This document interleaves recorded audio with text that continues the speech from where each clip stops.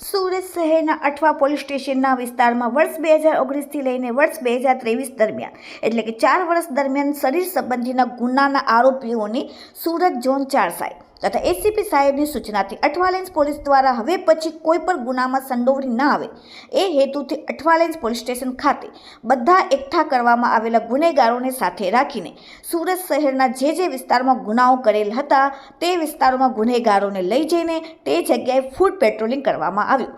Athwa police સ્ટેશનના બંને PI D સ્ટાફના માણસો અને પોલીસના કાફલા સાથે બધા ગુનેગારોને સાથે રાખીને અઠવા પોલીસ સ્ટેશનથી શરૂઆત કરી અને બરડેખા ચોકી સુધી બધા ગુનેગારોને સાથે રાખીને ફૂટ પેટ્રોલિંગ કરવામાં આવ્યું।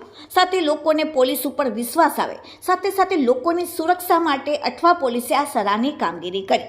લોકોને હવે ગુનેગારો અને અસામાજિક તત્વોનો ભય દૂર થાય અને લોકો નિર્ભયતાથી કોઈ પણ સમયે બહાર નીકળી શકે તે માટે અઠવા પોલીસે આ પ્રકારની એક અનોખી કામગીરી કરી।